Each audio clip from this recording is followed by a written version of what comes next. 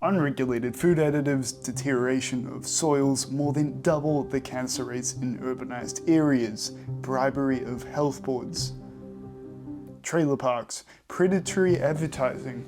Is the US food supply, is it cooked? Let's find out. My name's Jay, I'm a nutritionist and an international Olympic athlete, and let's take a deep dive throughout, a few different factors. What's really going on here? Why are these, is it a train wreck? Straight into ingredients. Why is Skittles banned in some parts of Europe? Why do McDonald's fries need 10 ingredients in the States compared to 4 in Europe? In Ireland, why is the US recipe for Subway bread categorized as cake? Why? So the term GRAS, which stands for generally recognized as safe, really right on the nose there, used to be regulated by the FDA, thinking okay, well, if we want to add something to food, you gotta check in with us, lads, before you can actually put it on the market, right? And now what's the case? Well, now you can just add whatever you want and deal with the rest later. So you can pretty much just put frag grenades in there if you want, and until someone says that you can't. It's do we not see the issue here, lads? And this extends to ingredients that are specifically banned in other countries, but US just they don't care, dude. Like potassium bromate, it's used in bread. Europe's banned it because it's probably don't want tumors. Okay. Also Olestra, acetaldicarbonamide, titanium dioxide, propanol, paraben, brominated vegetable oil. What does that one cause again? Oh, memory loss. Wait, and a lot of these dyes can be pretty toxic, like Skittles. Taste the rainbow, okay. Can I taste it with dyes yellow 5 and yellow 6, which cause hives, headaches, and potentially ADHD in children? Also, Mountain Dew has yellow 5 in it as well. So Skittles are actually banned in Norway and Sweden, and potentially the rest of Europe soon. I said titanium dioxide before as well. It's also a dye. It's also cancerous, potentially. It's give me some of that, dude. Put that on my rice. Kind of a shame because Skittles go pretty hard, remember the OG sour ones with the stuff on the outside, dude? Those would be outrageously good. Don't get me wrong, my mouth on the inside looked like you'd thrown uranium-235 in there, but dude, worth it. So I think part of the issue here is we're trusting the system. I hate those people. Oh, the system. But no, we're trusting okay, well, FDA, they're saying, okay, well, if it's in the supermarket, it must be okay to consume, and we're kind of trusting that. But it's no, you can pretty much just have poison in the supermarket and no one's gonna do anything about it. You can buy it, take it home, put it inside your body, and I don't know, maybe grow a nice tumor. I don't know. And are these things actually gonna kill you directly? Probably not. But at the same time, having moderate amounts of these every day for years on end, that kind of might be playing to the fact that the cancer rates are so much higher in these urbanized areas where they have these manufactured foods instead of more so whole foods. It's dude, I just eat fish and rice in the village, dude. I don't have cancer, you do. And a lot of people think as well, all these expats moving to the United States, they end up with all this gut regulation because these things are a little bit toxic, and if they're not growing up there, their body's not used to this, dude. The gut's why are you giving me this? Hello? And then it just spazzes out and you end up pretty sick compared to the people who are actually born and raised there. They're still exposed to the stuff, which isn't ideal, but for some reason they don't get it as much as the expats moving in. So it's is the body adapting to this toxic stuff?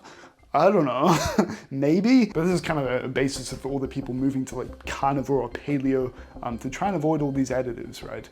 Which kind of makes sense. It does work for a lot of people. Now on to culture and advertising. This is an interesting topic because it's not straight facts as much, but one thing I want to get out of the way is it's not always a discipline issue. Sometimes it's a knowledge issue, right? If your goal is to eat healthy foods, but you don't know which foods are healthy, how are you going to eat the healthy foods? At a point, discipline isn't even remotely related to this, right? Because how can you be disciplined if you don't know what you see what I mean? To an extent, right? We all know not to choke down some fried chicken, chase it with some fried capybara and a couple ciggies.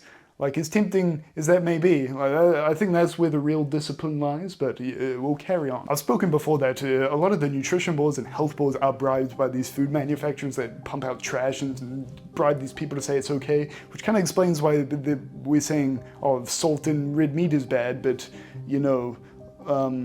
Fruit Loops, yeah, let's get some of that. It doesn't make much sense. The food pyramid, kind of have my gripes with it as well. I made a whole video on it, and this public information kind of paired with, I guess, the private or individualized information, people on social media saying complete nonsense with 100% conviction, which leads people to just believe them because it's like, oh, he's so confidently saying that chocolate is the best thing you can eat. So I'm off to the supermarket. Food deserts are also pretty common in the US where, you know, potentially in a city, you're almost entirely surrounded by trash food restaurants.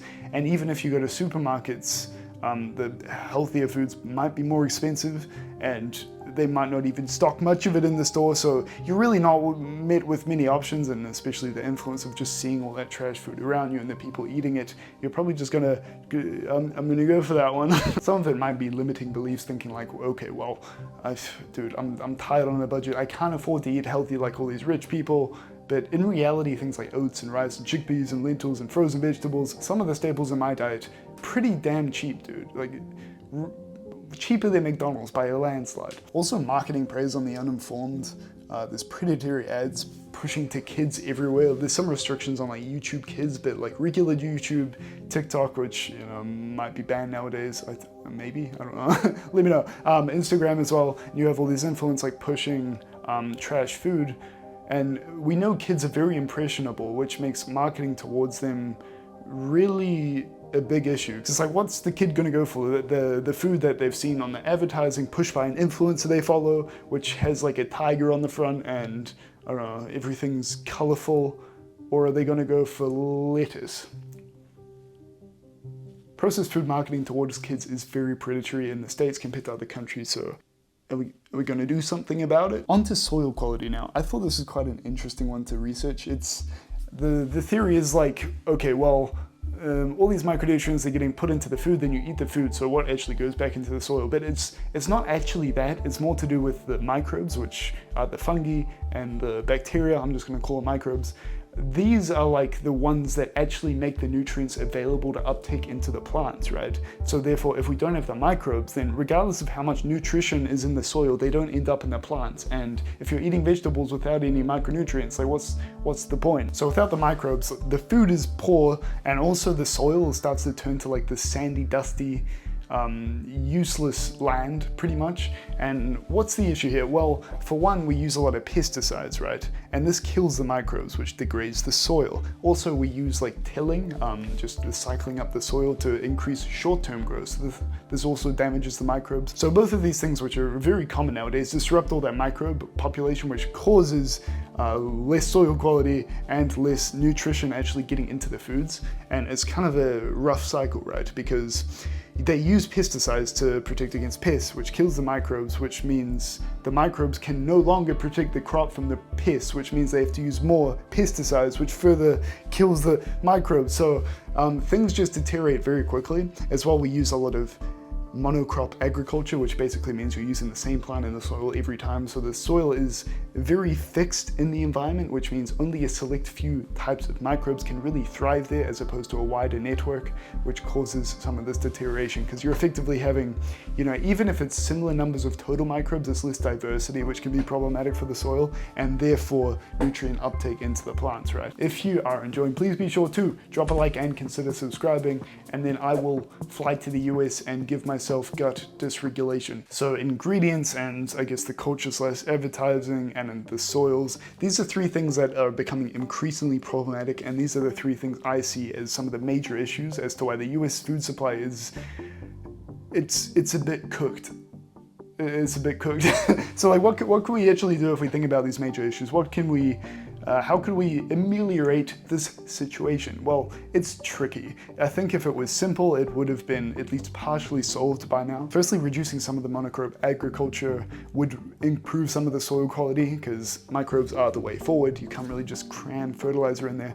The difficulty is a lot of people don't want to switch from like monocrop to like polycrop, I guess, because it costs money to make different considerations, but in the long run, they're gonna have better food, right? And how about not bribing the health boards? I think the public information kind of trickles down even if you're not really paying attention to it, and this is why you have all these people worried about salt and red meat, but you're just eating Cheetos in the corner over there.